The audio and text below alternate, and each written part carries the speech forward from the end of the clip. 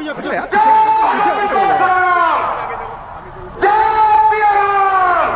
चलिए आगे चलिए आगे चलिए।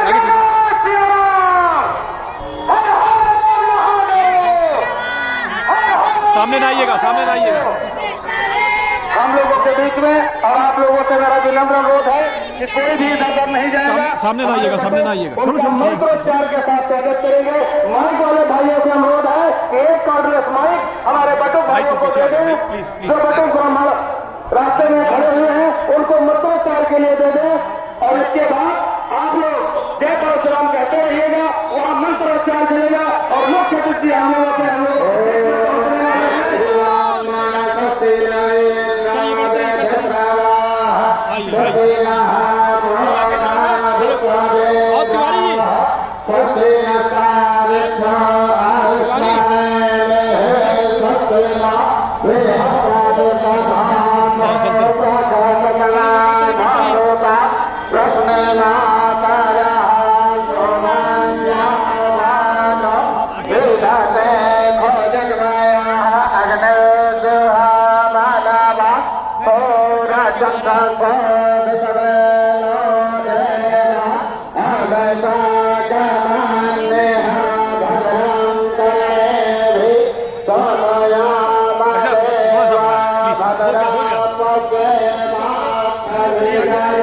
पीछे आओ।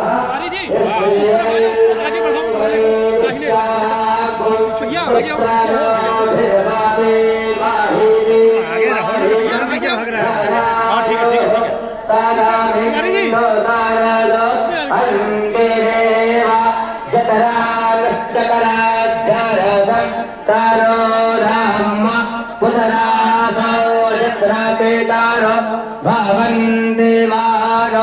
मध्यारे रेखता जलगंत आदितिरंताक्ष मारे निर्माता समेता चापुतर विसर्गे देवा आदिते पंचजन आदि निर्जात मारे निर्जातम यो भौ शांतिरंतरिक्ष शांति पृथ्वी शांतिरावः शांतिलोकधयः शांतिः वनस्पतयः शांति।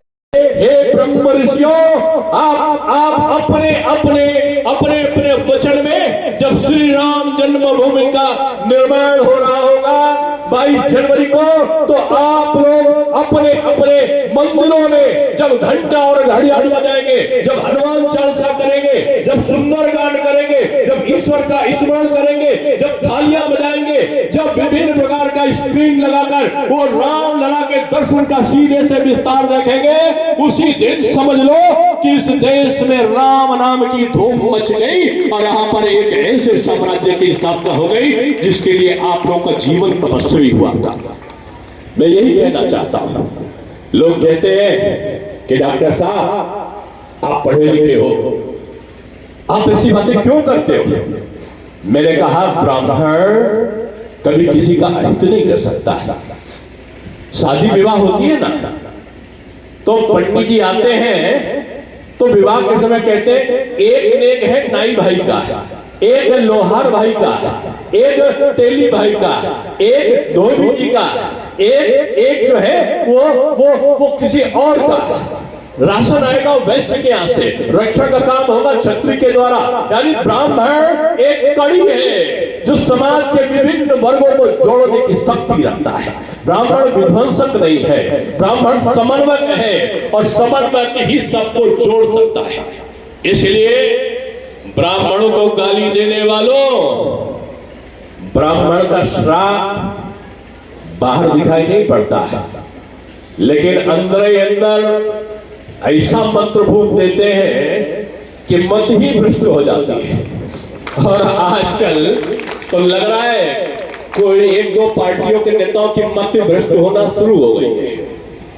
भगवान इनकी मति को वापस लाए हम तो कहेंगे, लेकिन भगवान क्यों लाएंगे?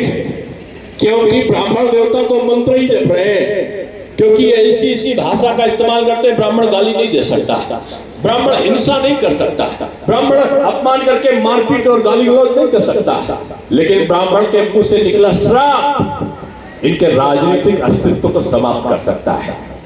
एक नेता कहते हैं मैं भारत यात्रा करूंगा। भैया, भारत यात्रा के बजाय अपने अंतर्मन की यात्रा शुरू करो और अंतर्मन में सनातन का विरोध समाप्त करो, तब तुम्हारा कल्याण होगा। तुम्हारा कल्याण यात्रा से नहीं, तुम्हारा कल्याण ईश्वर के स्मरण से होगा, भारत की संस्कृति का संरक्षण करने से होगा। मोदी जी ने जितनी योजनाएं निकाली, आपने देखा होगा कि कहा कि मकान मिलेंगे, तो हिंदू को भी मिला, मुसलमान को भी मिला, अगड़े को भी मिला, पिछड़े को भी मिला, सवर्ण को भी मिला। किसी को जाति के आधार पर, धर्म के आधार पर नहीं मिला। सबका साथ, सबका विकास, सबके लिए प्रयास। लेकिन हमारी संस्कृति को अगर गाली देने लगोगे और राम जन्मभूमि का अपमान करने लगोगे, काशी विश्वनाथ का करने लगोगे, मथुरा का अपमान करने लगोगे, तो योगी बाबा मुख्यमंत्री है उत्तर प्रदेश के और तिलकधारी मोदी जी प्रधानमंत्री तीसरी बार बनेंगे आपके आशीर्वाद से। इसलिए मैं कहना चाहता हूं ऐसे लोगों को कि ईश्वर इनको सद्बुद्धि दे। अब जिनकी दुर्बुद्धि है उनको सद्बुद्धि कहां से आएगी? उनके मन में कीड़ा है तुष्टीकरण का, उनके मन में कीड़ा है जातिवाद का। प्रधानमंत्री ने कहा इस देश में 4 जातियां हैं। एक की जात का नाम है महिला, दूसरी जात का नाम है युवा, तीसरी जात का नाम है गरीबी और चौथी जात का नाम है किसान। इन 4 जातियों के कल्याण के लिए हमें काम करना है। ब्राह्मण जैसे करता है ना, भोजन करने जाता है तो कहता है सर्वे भवन्तु सुखिनः, मानव का कल्याण। मानव कौन? हिंदू भी, मुसलमान भी।